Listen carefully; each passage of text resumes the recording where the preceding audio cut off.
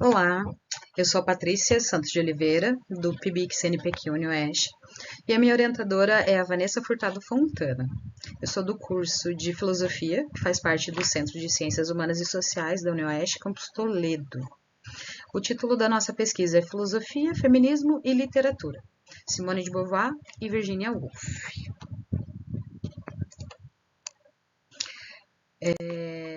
Bom, a nossa pesquisa, ela visa explorar as obras da Simone de Beauvoir e de Virginia Woolf sob uma lente crítica que vai enfatizar a denúncia do machismo intelectual e a recontagem da história da mulher no contexto da filosofia e da literatura.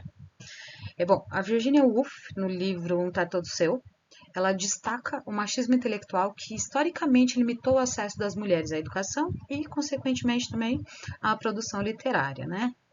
A Woolf expõe as restrições impostas às mulheres, como a falta de independência financeira e a ausência de espaços próprios para criar e pensar. Ela demonstra como as mulheres foram silenciadas e excluídas da narrativa intelectual ao longo da história. E ela faz isso enfatizando a necessidade das mulheres terem um teto todo seu, para que elas possam desenvolver suas vozes e suas perspectivas. A partir de uma análise literária que ela faz enquanto escreve, a autora ela vai questionar a hierarquia de conhecimento que historicamente privilegiou o discurso masculino e subjugou as vozes femininas, né? Já Simone de Beauvoir, por sua vez, ela oferece uma análise filosófica profunda da história da mulher na sua obra monumental chamada Segundo Sexo. Bom, nessa obra, ela desafia as noções tradicionais de feminilidade, que relegaram as mulheres a uma posição de outro na sociedade e também na filosofia, né?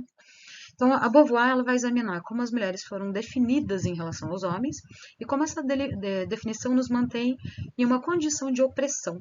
Né? Ela também vai revelar como a filosofia também foi permeada pelo machismo, com filósofos historicamente perpetuando esses estereótipos e visões superficiais que não refletem nada a realidade, né, sobre nós mulheres.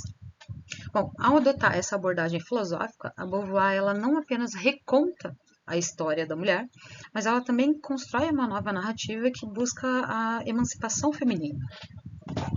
Bom, a intersecção entre essas duas obras revela a conexão que existe entre o machismo intelectual e a opressão das mulheres. Né? A Woolf vai apontar as limitações práticas que as mulheres enfrentam na sua busca pela expressão literária, e já a Beauvoir desmonta essas estruturas filosóficas que perpetuam as desigualdades de gênero. As duas autoras demonstram a necessidade de reconstruir a história da mulher e de questionar as construções sociais de gênero e exigir uma transformação das normas culturais e filosóficas. Né? Bom, enquanto aos objetivos, né? Esse projeto pretende, então, mergulhar profundamente nessa intersecção que mostra essa conexão entre o machismo intelectual e a opressão das mulheres, explorando como as obras de Woolf e Beauvoir podem ser usadas como ferramentas para desafiar o machismo intelectual e também para recontar a história da mulher na filosofia e na literatura, né? E ao destacar essas perspectivas críticas de ambas autoras, a gente espera contribuir para um diálogo mais amplo e enriquecedor sobre as complexas questões de igualdade de gênero, identidade e a busca da autenticidade pelas mulheres. Bom, quanto material e métodos. A metodologia, então, é a revisão bibliográfica, qualitativa, dedutiva e reflexiva das pensadoras e ideias apresentadas no projeto. O método da pesquisa, então, sobre o tema será a busca de bibliografia, de comentadores e artigos relevantes ao tema, bem como a leitura e a análise dos textos citados.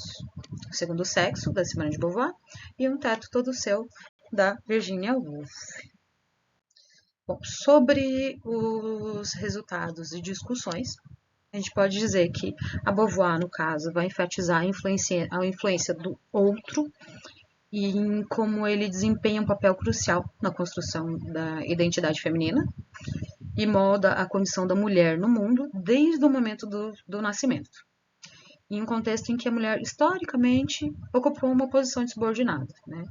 Então, essa busca pela autenticidade ganha uma relevância significativa para a superação desse outro. Bom, esse outro aqui que ela se refere é sobre essa posição que a mulher ocupa na sociedade, não sendo vista como sujeito, existindo apenas em relação ao outro, ao sujeito, portanto, ocupando um lugar de outro. Né? Viana, fazendo uma leitura de Simone de Beauvoir, ela diz que a escolha entre demissão e assunção da existência reflete a busca pela autenticidade. E demissão aqui, ela está representando a acomodação diante de uma situação que já está dada, sabe? Enquanto a assunção seria o compromisso de desvelar e superar o que é existente. Bom, isso destaca a importância de dar significado à existência e a intencionalidade implícita de elucidar esse significado na filosofia existencial de Beauvoir. Aqui ela fala de autenticidade, né? E quando ela fala de autenticidade, ela está falando sobre se libertar dessas limitações sociais e culturais, buscando uma verdadeira expressão de suas identidades e individualidades enquanto mulheres, sem se basear naquilo que os homens pensam ser, por exemplo, liberdade e autenticidade, né? Bom, assim como Beauvoir, Virginia Woolf mergulha profundamente nas complexas questões de gênero e no papel da mulher na sociedade em sua literatura. E ela faz isso explorando as limitações práticas e intelectuais que historicamente têm restringido a expressão literária das mulheres, né? Ela leva a gente a refletir sobre como as estruturas sociais, culturais e econômicas moldaram todas as possibilidades de existência feminina e, inclusive, suas perspectivas no mundo, né? A escrita de Woolf evidencia as barreiras que se colocam como um obstáculo ao acesso das mulheres à educação, independência financeira e espaços adequados para criar e refletir. Bom, Cavalcanti e Francisco fazem uma notável abordagem, dizem que Woolf faz uma notável abordagem a respeito da complexidade da identidade feminina, quando ela se recusa a buscar uma única verdade. Né? E quando ela faz isso, ela realça a fluidez das múltiplas faces do que é ser mulher.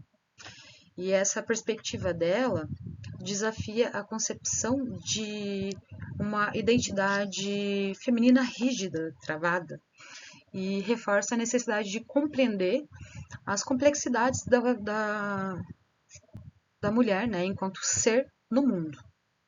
Portanto, os movimentos ontológicos da liberdade, ele não apenas lança luz sobre a busca por autenticidade, mas também fornece reflexões sobre as estruturas sociais que moldaram as possibilidades existenciais das mulheres enquanto indivíduos, e também a escolha de assumir a liberdade se torna um ato de resistência, que vai servir de desafio às normas impostas, questionando o lugar das mulheres, que as mulheres ocupam na sociedade, e o papel que foi atribuído pela cultura dominante, né? Bom, e o que a gente pode concluir disso? Bom, tanto a Simone de Beauvoir quanto a Virginia Woolf, apesar delas atuarem em campos diferentes, né, uma da filosofia, outra na literatura, elas desempenham papéis que são cruciais na exploração das complexidades das questões de gênero, autenticidade e as lutas das mulheres, né? A Beauvoir, por meio da sua filosofia existencialista, que desafia a definição tradicional das mulheres, destacando a importância de escolher a autenticidade. E Woolf, com sua escrita literária, expõe as limitações que as mulheres enfrentaram historicamente, ressaltando a necessidade de um espaço próprio para desenvolver suas vozes, né? E as duas autoras, elas compartilham uma visão da opressão das mulheres e questionam o machismo intelectual que tem limitado o acesso das mulheres à educação, à literatura e à autonomia, né? E juntas, essas duas obras, elas revelam como a filosofia, a literatura e o feminismo podem convergir na busca por uma sociedade mais igualitária, né? Essas perspectivas críticas das duas autoras nos inspiram a reconstruir a história das mulheres, sabe? Desconstruir os estereótipos de gênero e defender a igualdade e a autenticidade. Então dá pra gente concluir que com essas duas obras, as duas autoras mostram como essas disciplinas podem se entrelaçar na reflexão de um mundo mais inclusivo e justo para as mulheres, sendo um testemunho, né, de poder da reflexão crítica e da expressão artística na luta pela igualdade de gênero, né? Bom, seria isso. Essa nossa pesquisa ela ainda está em uma fase inicial, né? Mas a gente já conseguiu avançar bastante. Então eu gostaria de agradecer a minha orientadora, Vanessa, pelo suporte e pela orientação ao longo desse projeto. E também gostaria de expressar minha gratidão à UniOeste e ao CNPq pela oportunidade de pesquisa, certo?